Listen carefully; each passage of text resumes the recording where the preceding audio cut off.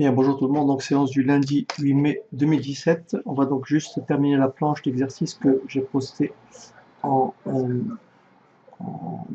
hier ou avant-hier.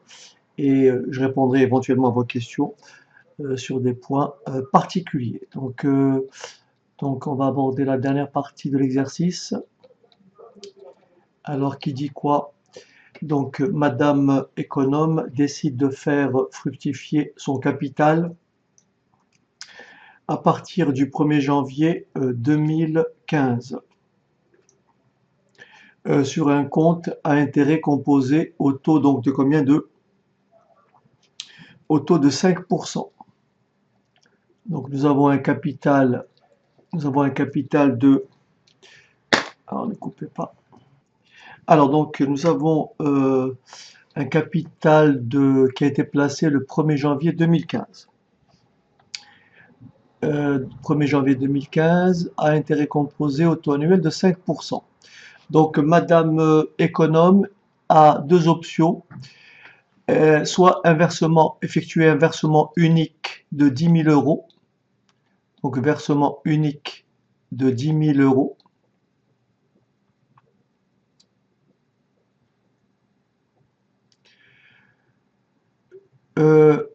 soit petit n un entier naturel, et on note UN,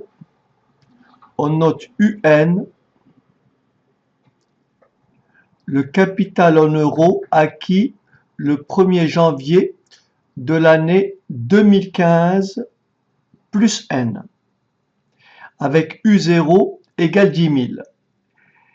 Calculer U1. Calculer U1. Alors, qu'est-ce que c'est U1? Donc U1 est égal à. U1 est égal à U0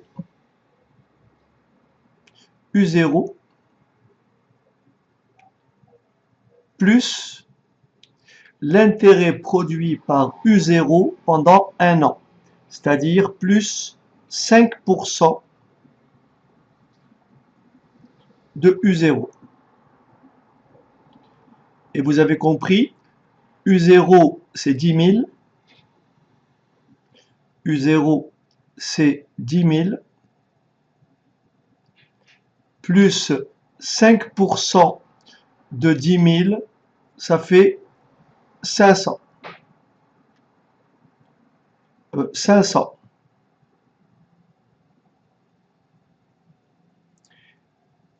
D'accord? Donc ça fait une valeur acquise de 10 500 euros. Est-ce que tout le monde a compris? Valeur acquise de 10 500 euros. Donc la question qui vient après est une question classique. On me demande de préciser la nature de la suite UN et déterminer l'expression de UN en fonction de n. Donc ça, il faut absolument être capable de rédiger proprement. Voilà ce qu'on va dire.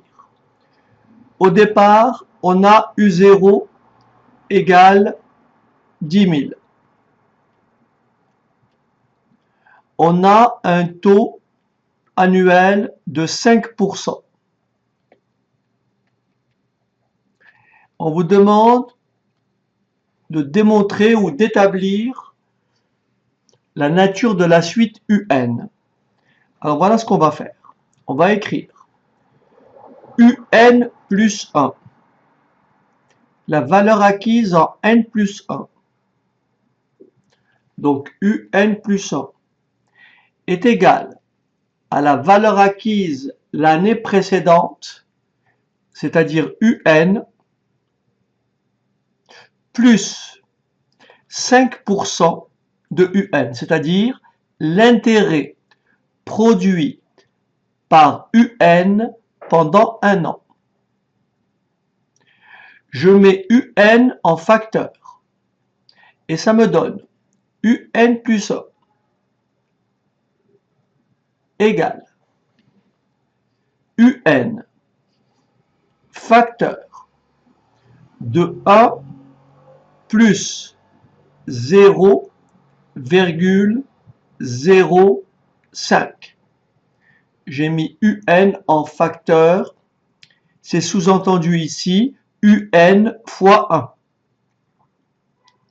Et donc, quand vous mettez UN en facteur, vous divisez par UN, vous avez donc 1 plus 0,05. D'où UN plus 1, UN plus 1 égale à 1,05 UN. Et bien entendu, il faut conclure, on en déduit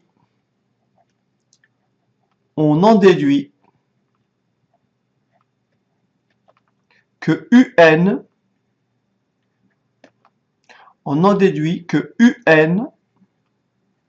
UN entre parenthèses, puisque c'est la suite UN, on en déduit que UN est une suite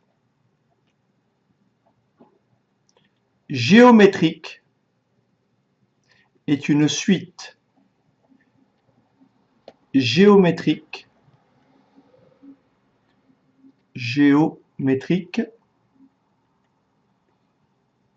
de premier terme.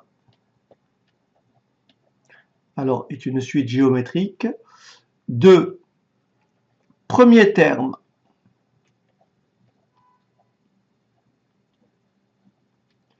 U0 égale 10 000.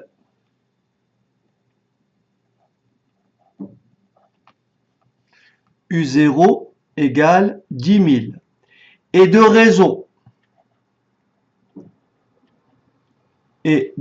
réseau Q égale à 1,05.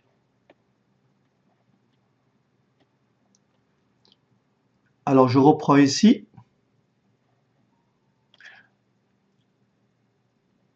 On sait que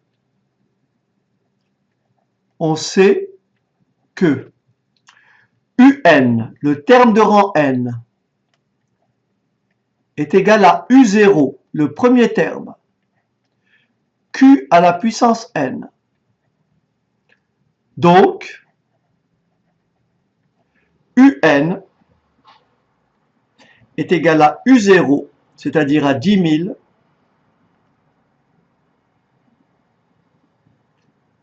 que multiplie 1,05 à la puissance n. Est-ce que vous avez compris? Donc UN égale 10 000 que multiplie 1,05 exposant n. Je viens d'exprimer UN en fonction de petit n. Ok. Parfait. Je reviens à ma question. On me dit donc de préciser, de donner l'expression de UN en fonction de n, en déduire le capital acquis en 2025. Rappelez-vous, en 2015, c'est U0. En 2015 plus N, c'est UN. Vous êtes d'accord que 2025, c'est 2015 plus 10. Donc le capital acquis en 2025, c'est tout simplement U10. Est-ce que ça va? Le capital acquis en 2025, c'est U10, puisque c'est 2015 plus 10. On a donc U10. U10 égale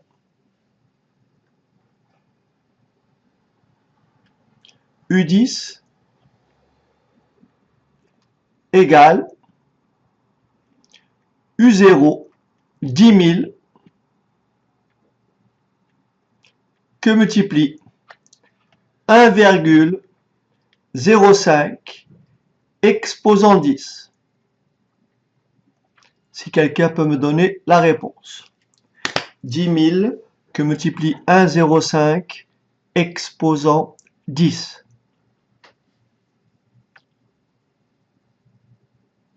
Ça fait, merci Xavier, 5289. Allez, on va arrondir.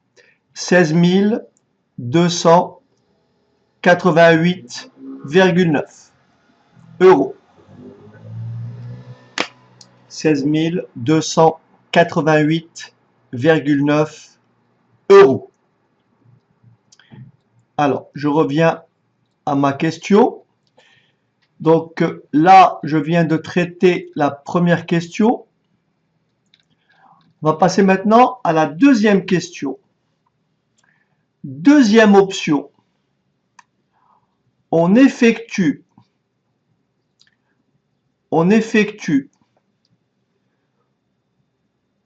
au 1er janvier de chaque année un versement de 1000 euros à partir de 2015.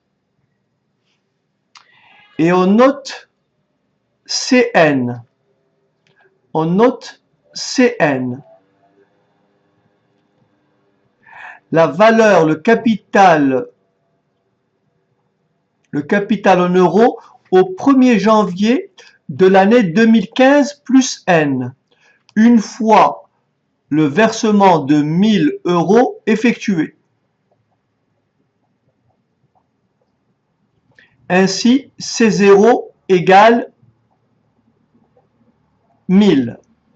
On me demande d'expliquer pourquoi Cn plus 1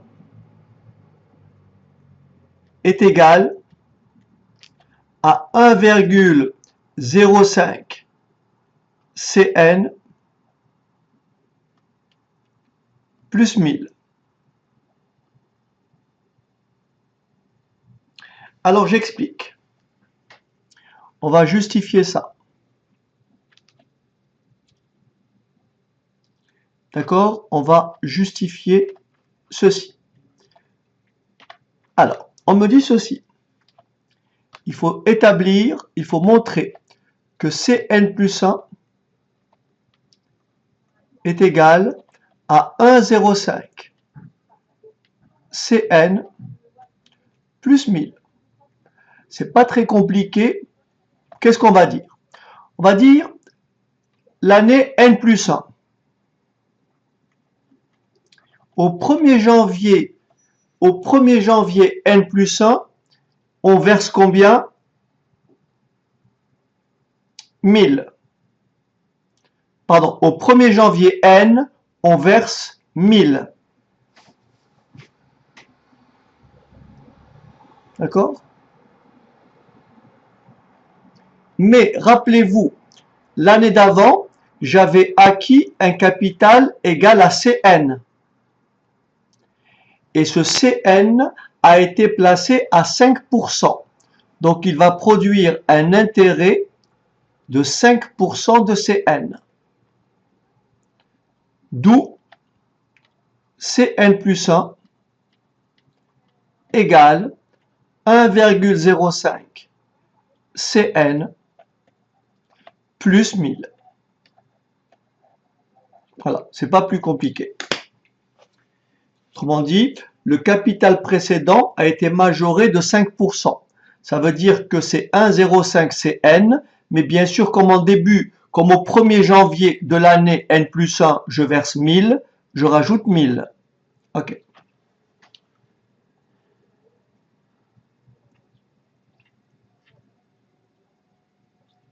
Ok, je répète. Alors, je vais peut-être le détailler un peu plus. Regardez bien, on est en 2015. D'accord? 1er janvier 2015. C'est bon? Je verse 1000. Vous me suivez ou pas? Je verse 1000. Au 1er janvier 2016,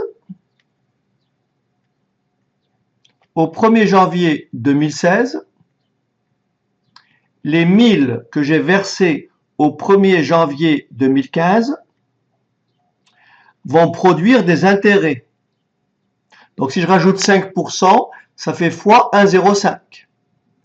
Mais on a dit qu'on versait de nouveau 1000 à chaque fois. Est-ce que c'est bon? Et donc, ça, c'est C0. Vous me suivez ou pas? Ça, c'est C1. Et au 1er janvier 2017, qu'est-ce que je vais avoir? Je vais avoir C1 que multiplie 1,05. Vous avez compris? Puisque ce C1 va produire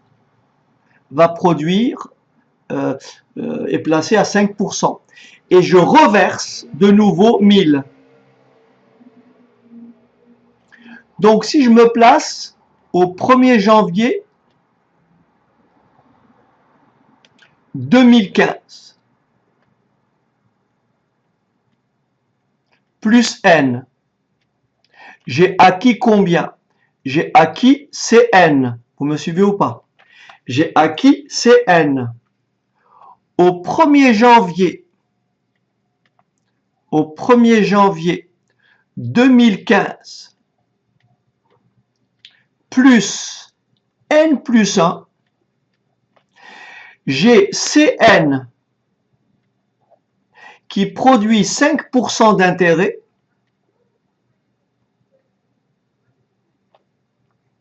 mais auquel, puisque je suis au 1er janvier, je rajoute 1000 euros. Et ça vous donne bien Cn plus 1 égale 1,05 Cn plus 1000. Et voilà.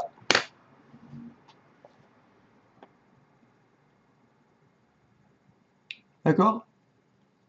Donc tous les ans, vous repartez avec le capital précédent que vous multipliez par 1,05. Mais vous rajoutez 1000 puisque vous êtes au 1er janvier de l'année. En début de chaque année, je rajoute 1000.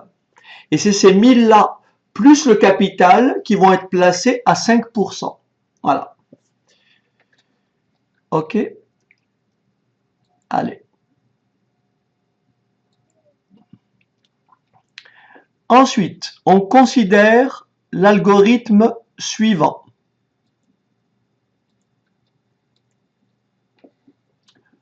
On considère l'algorithme suivant. Nous avons les variables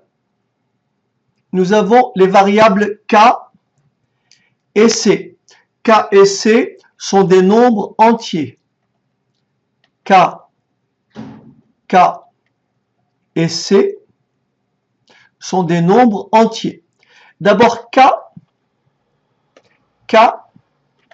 on dit qu'on a initialisé K. Donc K prend la valeur 0.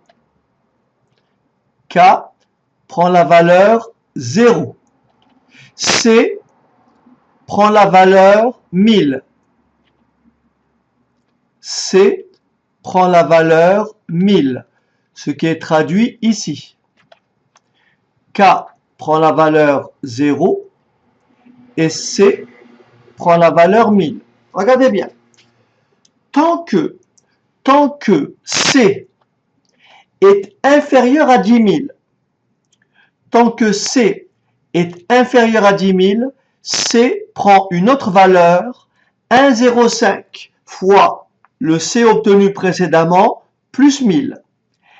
Et K prend la valeur K plus 1. Et bien sûr, dès que C est supérieur à 10 000, vous sortez de la boucle et vous affichez K. On vous dit, l'algorithme affiche K égale 8. Quelle interprétation vous faites de ce résultat? Quelle signification a ce résultat? Qu'est-ce qu'il peut me dire?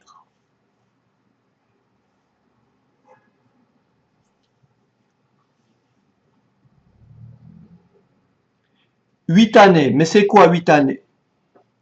Mais 8 années de quoi?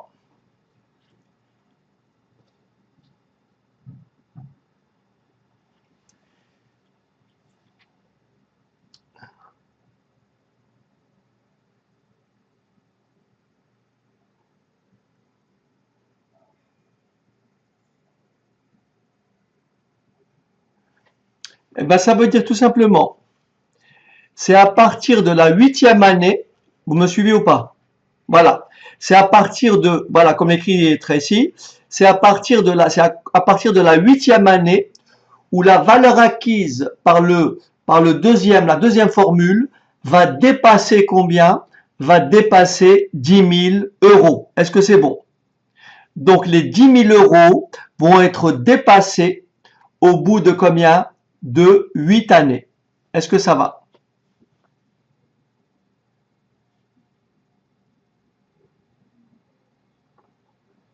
D'accord?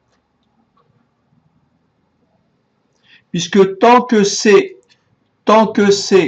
est inférieur à 10 000, il faut capitaliser. Et bien sûr, incrémenter, lancer le compteur, k égale 1, k égale 2, k égale 3, etc. Et le nombre affiché est tout simplement le nombre d'années à partir duquel, ou à partir de duquel C, le capital placé, va dépasser 10 000 euros. Voilà. Alors, donc ça, c'est la planche d'exercice que j'ai postée hier. Est-ce que vous avez des questions? Est-ce que vous avez des questions particulières? Je rappelle simplement ceci. Je vous rappelle simplement ceci. Si on vous demande de démontrer qu'une suite est arithmétique, si on vous demande de démontrer qu'une suite est arithmétique, il faut montrer qu'il existe un réel petit r tel que un plus 1 égale un plus r. Et si on vous dit de trouver, d'exprimer le un en fonction de n, alors un est tout simplement égal à u0 plus n fois r. Si le premier terme est u0, ou bien un est tout simplement égal à u1 plus n moins 1r. Donc si votre premier terme est u0, c'est un égale u0 plus n fois r. Ou bien un égale u1 plus n moins 1r. Lorsqu'on vous demande de calculer la somme, vous faites la somme Sn. Alors faites attention. Si mon premier terme est u0, si mon premier terme est u0 et mon dernier terme est n, ça me fait au total combien de termes? N plus 1 terme. Et dans ce cas, la somme Sn est égale au nombre de termes. Nombre de termes, n'est-ce pas? Au total, n plus 1 terme, que multiplie le premier terme plus le dernier terme divisé par 2. Si maintenant, mon premier terme, c'est U1, et mon dernier terme, c'est UN, dans ce cas-là, la somme Sn, c'est le nombre de termes que multiplie le premier plus le dernier divisé par 2. Alors, un exemple numérique tout simple. Si vous avez à calculer cette somme-là, S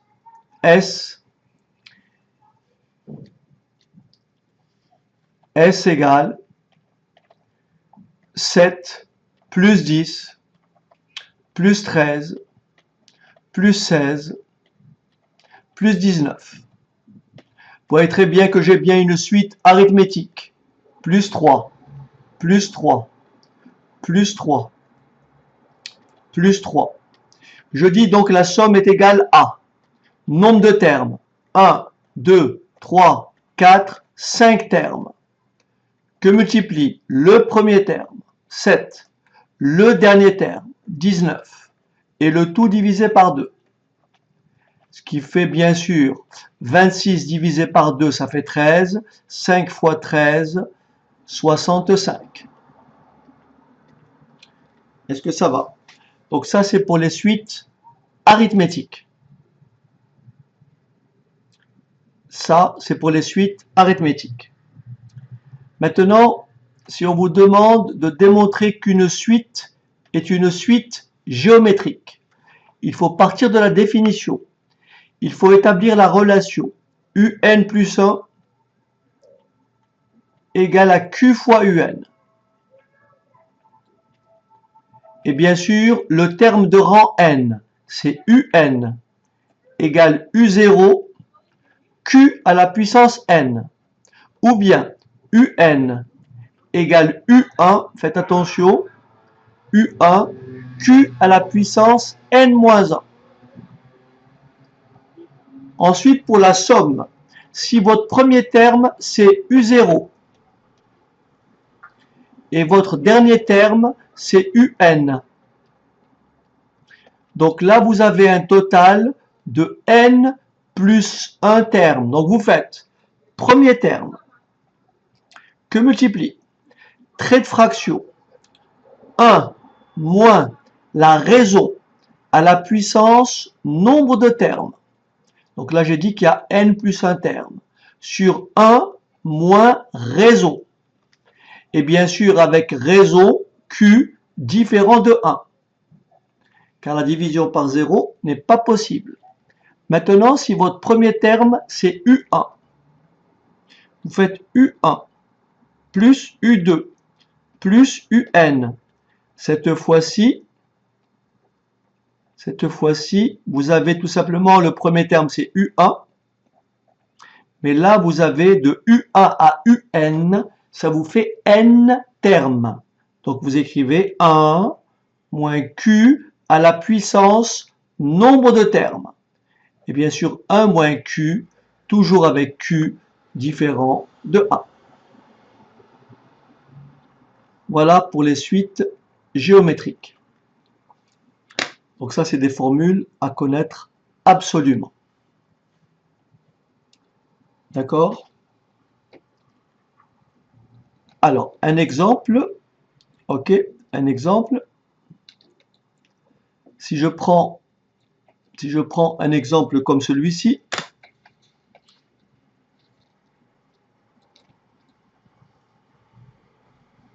alors, je vais effacer. Je prends cet exemple Xavier par exemple. Je ne sais pas moi, S égale 3 plus 6 plus 12 plus 24 plus 48. Donc là, vous avez compris. Pour passer de là à là, je multiplie par 2. Je multiplie par 2. Et donc, ça me fait bien une suite géométrique de premier terme 3 et de raison 2. Donc, la somme S. S, c'est égal à quoi? Premier terme, 3, que multiplie 1 moins la raison. 2, à quelle puissance? 2, 4, il y a au total 5 termes. Donc 2 puissance 5 sur 1 moins 2. Ce qui vous donne S égale 3. Au dénominateur, ça me fait moins 1. Au numérateur, ça me fait moins 31. Moins 31 sur moins 1, ça fait 31. Et 3 fois 31, ça fait 93. Voilà un exemple. OK.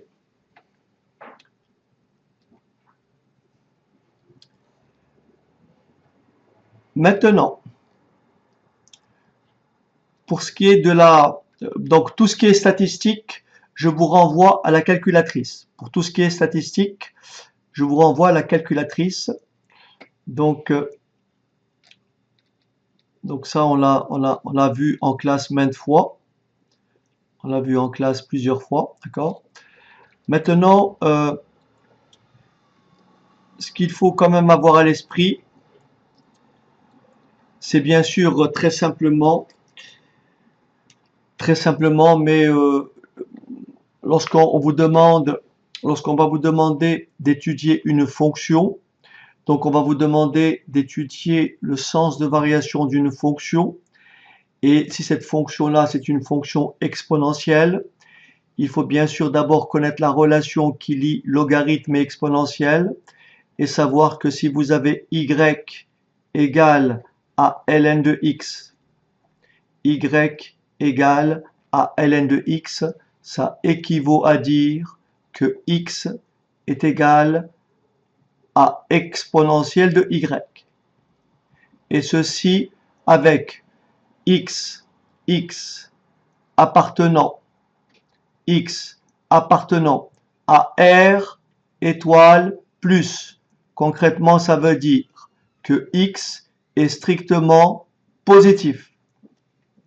Et bien entendu, y appartient à R.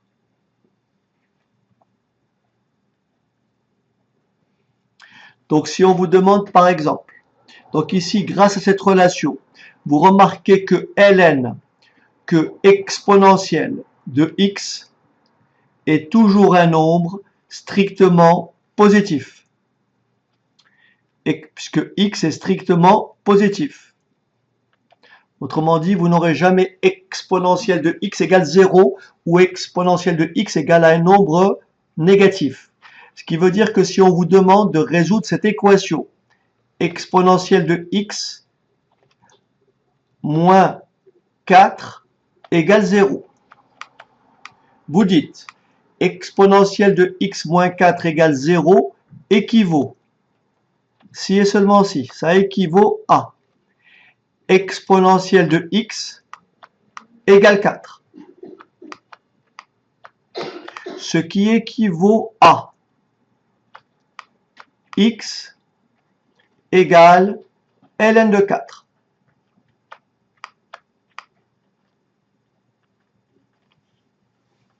D'accord?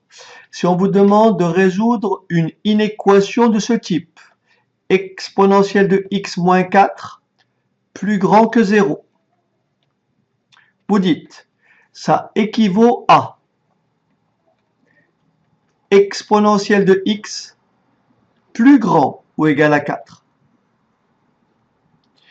Comme la fonction ln est une fonction strictement croissante, ça équivaut donc à x plus grand ou égal à ln de 4. D'accord? Alors prenons un ou deux exemples. Admettons qu'on me donne une fonction qui ressemble à ça. F de x égale 2 exponentielle de x moins 10x plus 1. D'accord? 2 exponentielle de x moins 10x plus 1. Et qu'on me demande d'étudier le sens de variation de cette fonction sur l'intervalle i égale, on va dire, l'intervalle i égale à de 0 à 8. Qu'est-ce que je vais dire? Je vais d'abord dériver f. La dérivée de f, f' de x égale. Alors, quelle est la dérivée de exponentielle de x? Vous êtes d'accord que la dérivée de exponentielle de x, au pire, vous prenez votre calculatrice, ça fait tout simplement exponentielle de x. Ce qui me donne donc la dérivée de 2 exponentielle de x, c'est 2 exponentielle de x. Est-ce que ça va? Ensuite, la dérivée de x, c'est tout simplement 1. Donc la dérivée de moins 10x, c'est moins 10. Est-ce que ça va?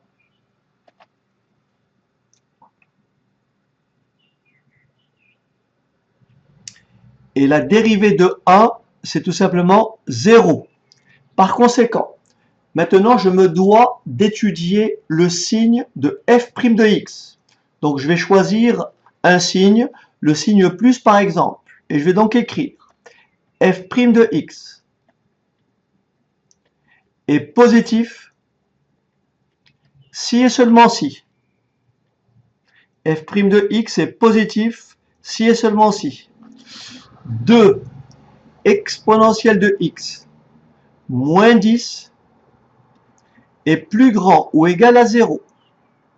Et je résous mon inéquation comme je l'ai écrit précédemment. Je fais donc, ça équivaut à 2 exponentielle de x plus grand ou égal à 10. Je divise les deux membres de mon inégalité par plus 2.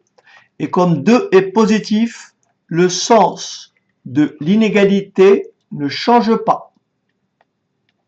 10 divisé par 2, ça fait 5. Ce qui me donne tout simplement, ça équivaut à dire que x est supérieur ou égal à ln de 5. Et bien sûr, f' de x est négative, la dérivée est négative, si et seulement si, je n'ai pas besoin de refaire les calculs, x est plus petit ou égal à ln de 5. Et ensuite, je vais dire, il en résulte le tableau de variation suivant. Et je vais dresser mon tableau.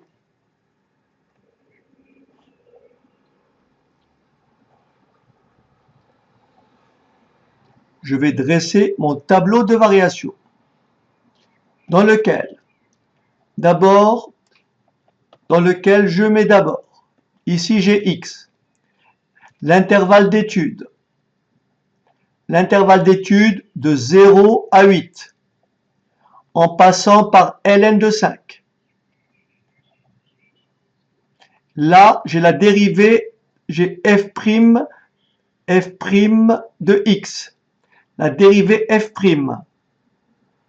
Et là, j'ai le signe, là j'ai les variations, la signe de f' de x.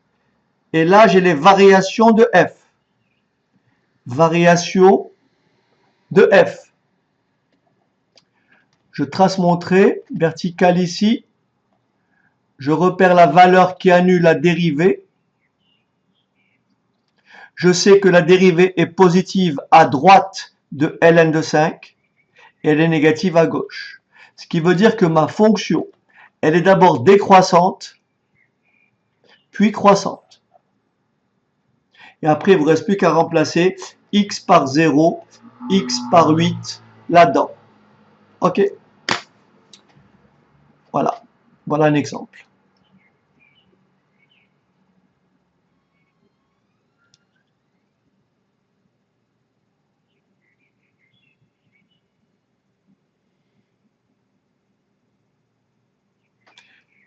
Oui, vous saisissez Erika, exponentielle, ça vous ouvre une parenthèse et tu tapes le x après, ce que tu veux après, d'accord? Et tu fermes la parenthèse.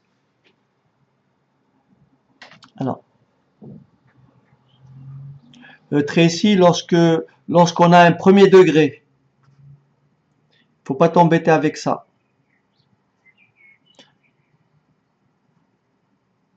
D'accord? Tracy, c'est lorsque tu as des choses comme ça. Par exemple, tu as ax plus b. N'est-ce pas? Et donc là, tu as le signe de ax plus b. Tu as ici x,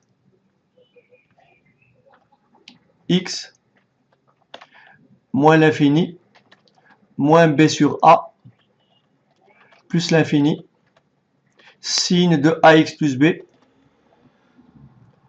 signe de ax plus b. Là, tu as un 0.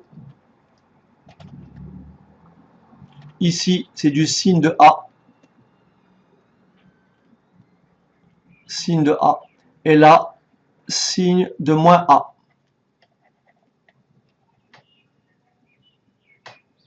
Non, Cécile, parce que on voit pas très bien à l'écran. On voit pas très bien la graphie.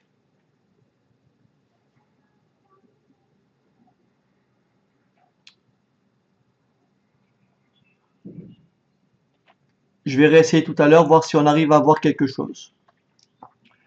Alors maintenant, rappelez-vous aussi le signe.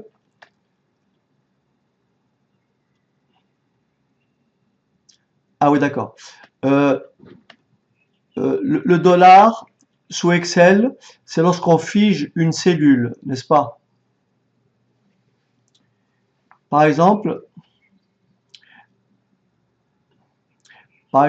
si j'ouvre une feuille Excel, donc ici tu as la cellule A.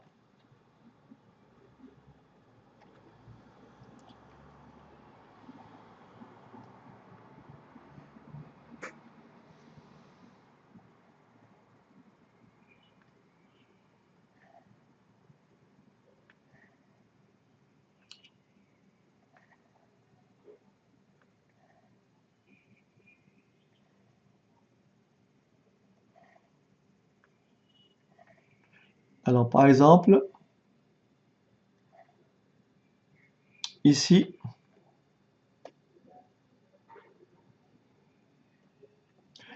là tu as A, par exemple, A, A, B, B, C, D, par exemple E. Et là tu as 1, 2, 3, 4. D'accord? Admettons que là, je saisisse, je ne sais pas moi, par exemple, je veux écrire, je veux calculer,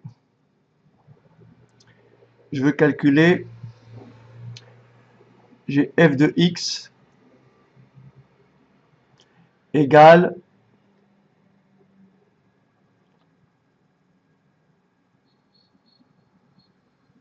4 fois x. D'accord?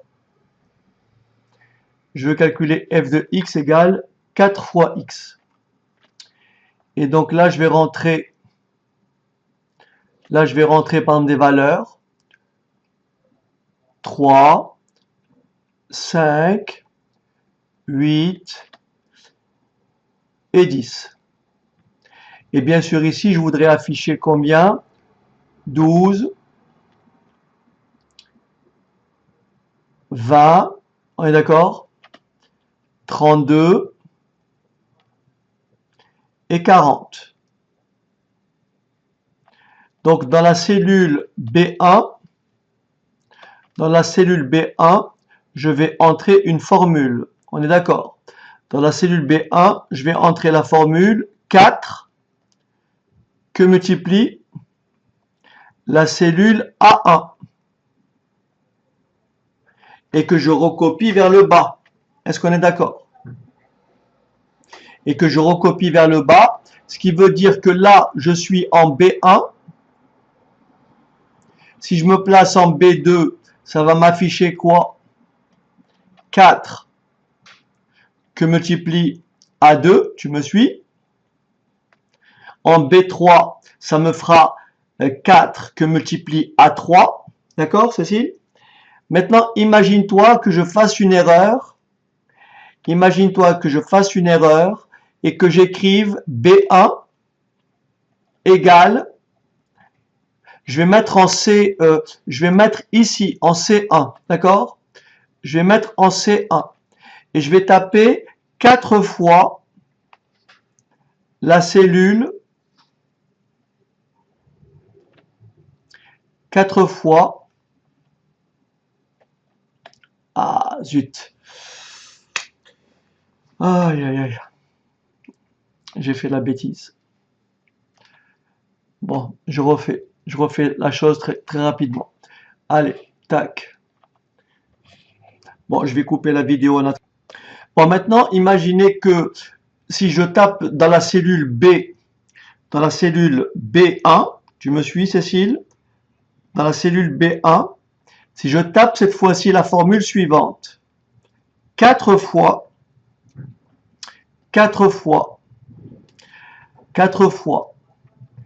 la cellule A, mais je mets un dollar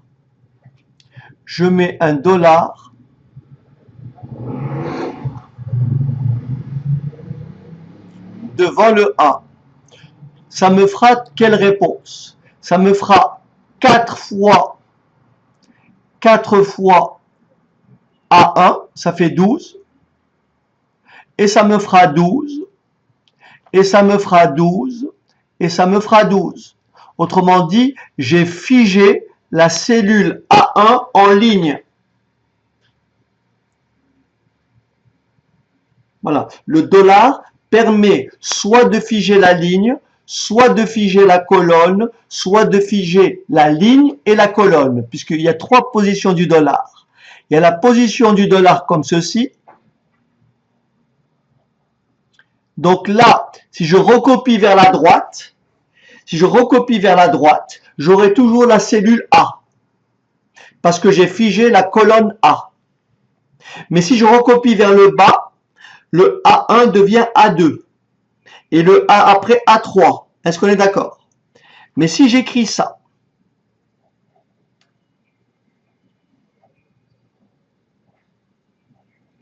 là j'ai figé la colonne. Si je tire la cellule vers le bas, la ligne ne change pas. Ce sera toujours A1. Mais si je tire la cellule vers la droite, eh ben le A1 devient B1. Après C1. Maintenant, si je mets un dollar devant le A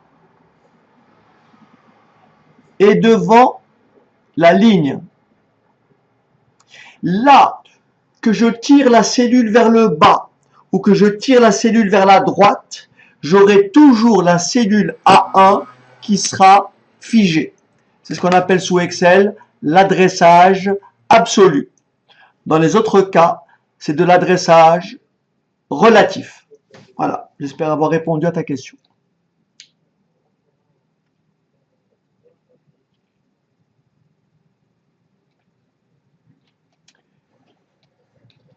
Ok. Donc voilà un exemple. Si vous avez un exemple plus simple, par exemple une fonction comme celle-ci, voyez, donc la fonction définie par f de x égale, par exemple, je ne sais pas moi, moins 3 exponentielle de moins 5x plus 7x moins 1. D'accord? Par exemple, on me demande d'étudier cette fonction sur l'intervalle, on va dire, l'intervalle de 0 à 10. D'accord? L'intervalle de 0 à 10. Donc, je dérive f. Donc là, vous reconnaissez EU. Là, vous reconnaissez EU. Là, vous reconnaissez EU. Donc, f' de x égale. Je garde le a, ça fait moins 3. Vous savez que la dérivée de EU, c'est U'. Donc, moins 5 U' EU. La dérivée de 7x, c'est 7. Et donc là, vous avez fait moins par moins, ça fait plus. 3 fois 5, 15. Exponentielle de moins 5x plus 7. Le signe de cette dérivée est très simple. Pourquoi? Vous savez que quel que soit x, exponentielle de moins 5x est forcément strictement positif. Un nombre positif que multiplie un nombre positif, ça vous fait un nombre positif. Et à un nombre positif, vous rajoutez un nombre positif, ça vous fait un nombre positif. Par conséquent, la fonction f dans ce cas-là est une fonction strictement croissante, puisque la dérivée est strictement positive.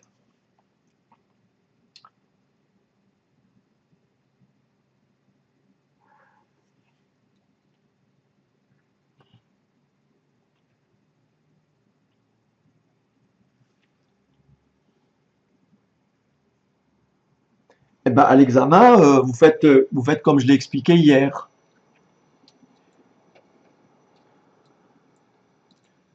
Vous faites comme je l'ai expliqué hier.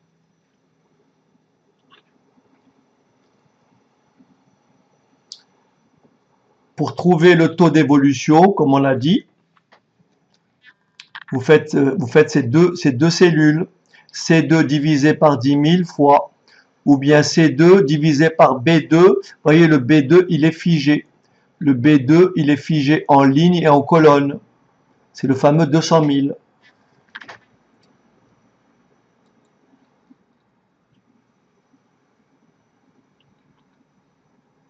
000. Expliquer la première question du premier exercice. Première question du premier exercice. C'est-à-dire,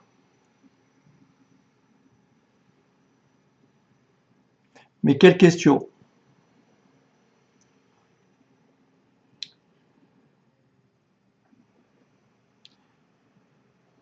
Ben, déterminer le prix moyen des maisons en 2009. Le prix moyen des maisons en 2009, ben, c'est très facile.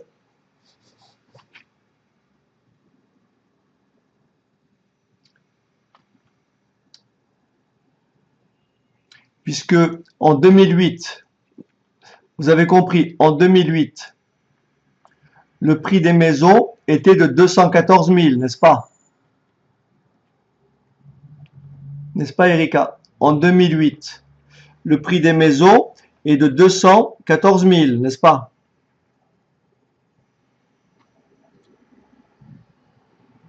Mais je suis en train de t'expliquer, Erika. Tu es d'accord, et suis d'abord ce que je dis. Suis d'abord ce que je dis. Bon, le prix moyen des maisons en 2008, c'est 214 840, on est d'accord? D'accord? Tu es d'accord que entre 2008 et 2009, il y a une baisse de combien? Il y a une baisse de moins 1,3%. On est d'accord?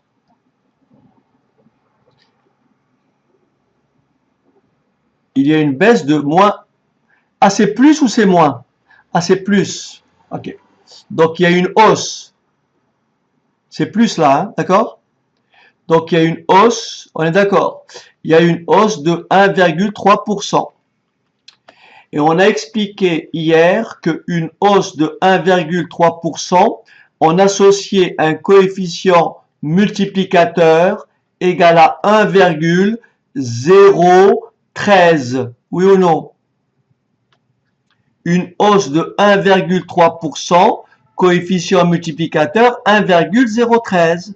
Donc il suffit de multiplier 214 840 par 1,013 et vous avez ainsi la réponse. C'est tout. C'est tout, Erika. Ok? Voilà.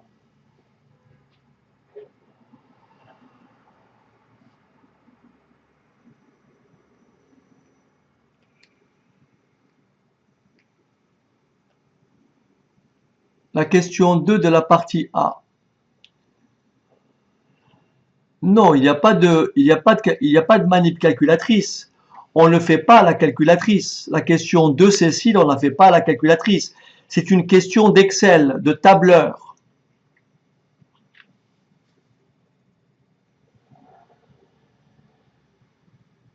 Mais je viens de t'expliquer, Erika. 1,3 divisé par 100, ça fait bien.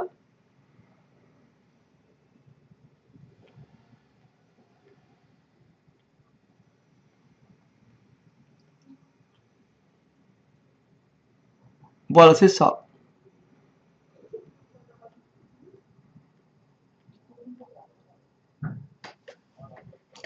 Oh, Erika, franchement, prenez votre calculatrice. Erika, prends ta calculatrice et tape 1 plus 1,3 divisé par 100.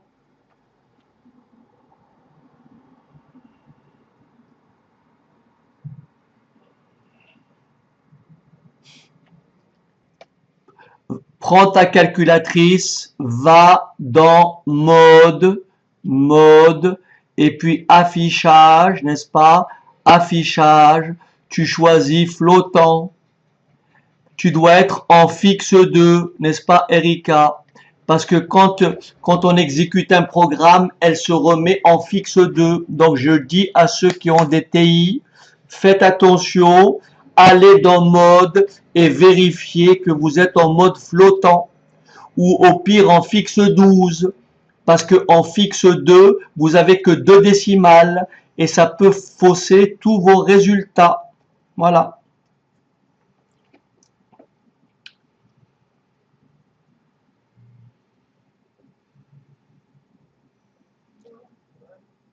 Ok,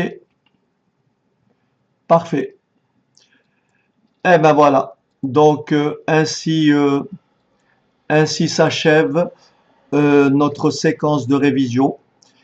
Il ne me reste plus qu'à vous souhaiter bonne chance. Et puis voilà. Ne stressez pas, ne paniquez pas, lisez bien le sujet. Les questions sont ouvertes. Il y a toujours des, il y a toujours des questions auxquelles on ne peut pas répondre. Vous les laissez pour après. D'accord? Il y a des questions qui dépendent de réponses précédentes. Si vous êtes bloqué, faites en sorte d'avoir répondu en disant, voilà, vous supposez la question résolue et vous passez directement aux questions d'après. Voilà. Voilà que dire. On va pas simplement, voilà, souhaiter beaucoup de bonnes choses et puis tenez-moi au courant.